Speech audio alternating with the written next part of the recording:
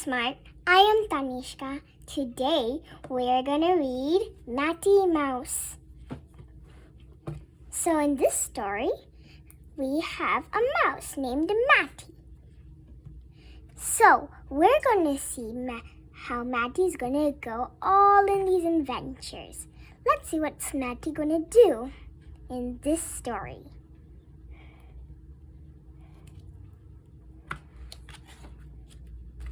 This is Matty Mouse. You could see there are some hats in the picture. Guess why are there hats? Let's find out by reading the story. Matty Mouse had done it again. He had another accident. Oops. Uh-oh.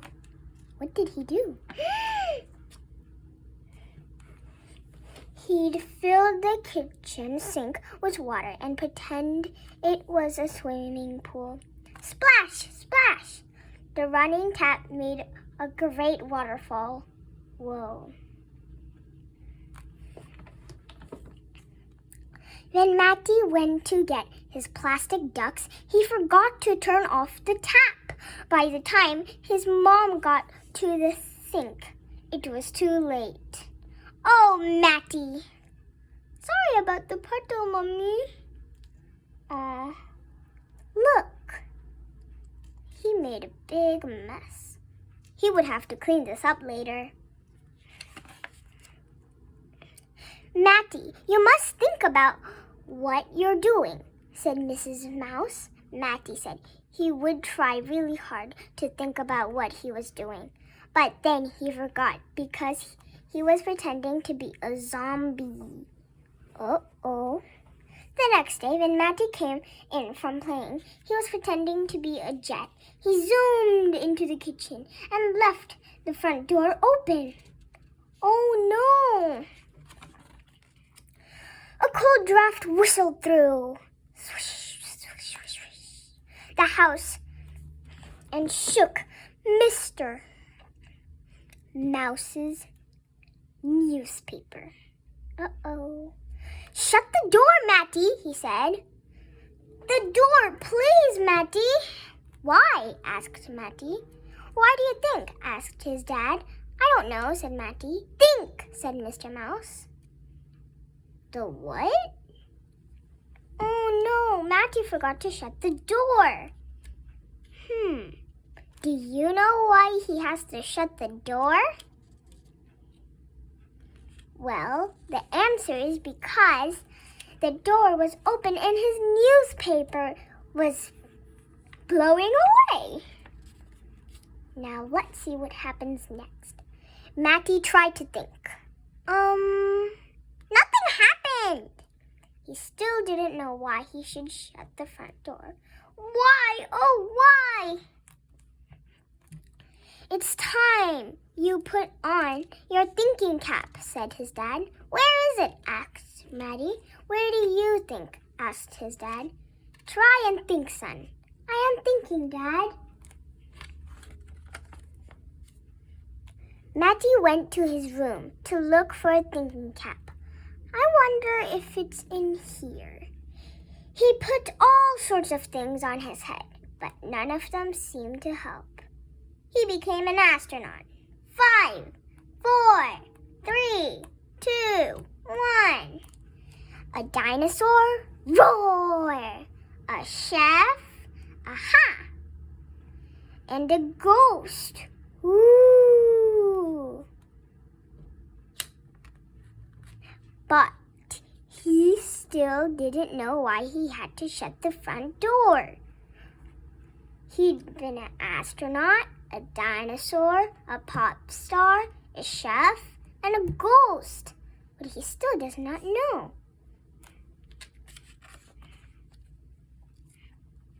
Poor Matty, said Mrs. Mouse. We should tell him that no one can actually see a thinking cap. He must find out for himself, said Mr. Mouse. After all, that's what a thinking cap is. It just means you have to think extra hard. None of these are right. When Matty had tried on all his hats, he decided to look for a thinking cap outside. I bet it's out here. Wait, Matty! Oh no. Well, we found what a thinking cap is, though. A thinking cap is not even a cap. A thinking cap means you have to think extra hard. So, a thinking cap is not even a cap. You just have to think. Let's see what he's going to do now. Don't forget, we're going to have lunch with Grandma, shouted his dad. I won't, said Matty. But he wasn't really listening. He was too busy wondering what color his thinking cap would be. Look at all these hats. There's a crown, a chef hat, and a top hat, cowboy hat, cap, pirate hat, so many hats. Matty ran into a field. He spotted an acorn cup. It looked just right. A squirrel was watching Matty from a high branch. Ooh, the squirrel is thinking, what is that mouse doing? Is this a thinking cap? Asked Matty. How should I know? Asked the squirrel. Matty put the acorn cup on his head. He closed his eyes and thought about the front door. The squirrel began to laugh. You look really funny, he said. This isn't my thinking cap, cried Matty. I still don't know why I have to shut the front door. He's saying, this feels perfect. But it still doesn't work.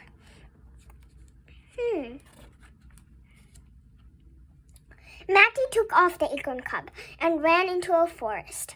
On the forest floor, he spied a flower head. It looked just right. Maybe this is a thinking cap, he said. A bee watched Matty put the flower on his head. Matty peered at his reflection in a puddle. It looked like an alien, he thought. A big, purple, scary alien! What do you look like? Tum-ti-tum.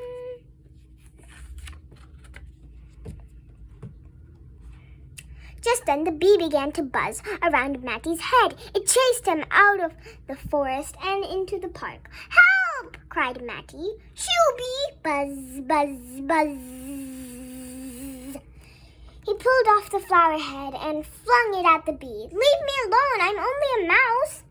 Matty took cover under a park bench. He didn't see the old woman sewing or the old man sitting beside her.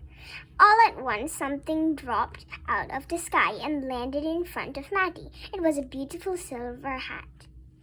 Where did that come from? Oh no. Ooh! Matty said.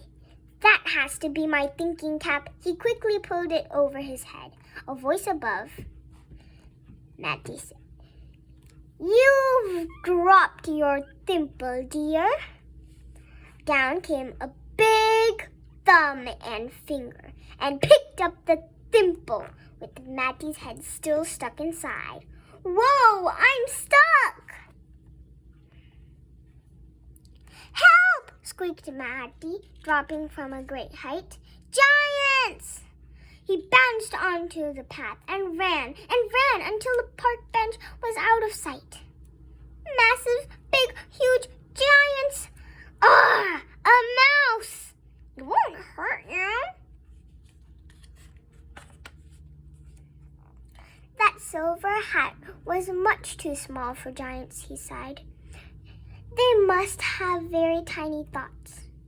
At that moment, Matty almost tripped over a baby's mitten. It seems too large for a thinking cap, Matty said to himself. But perhaps I'll have large thoughts. At last, I'll find out why I must shut the front door. Just as Matty put on the mitten, the baby's mother noticed that it was missing. She turned back and picked it up. Silly me, your mitten. Goo goo.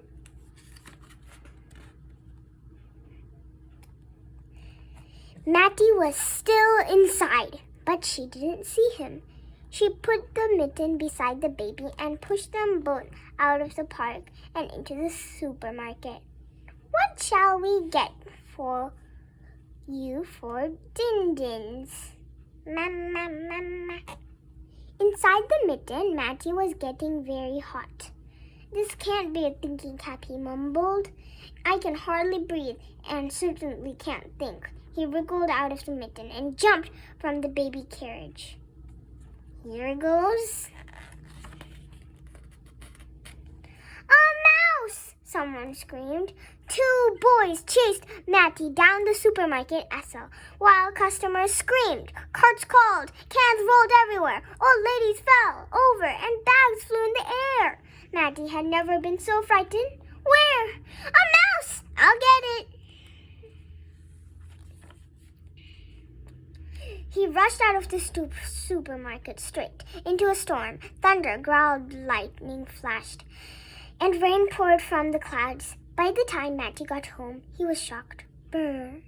Mom, called Matty, but his mom and dad were out. Where could they be? Where is everyone?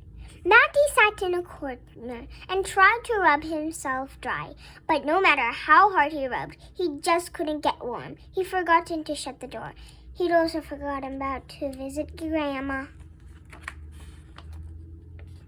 The wind whistled through the open door. The rain blew in. Garbage flew in.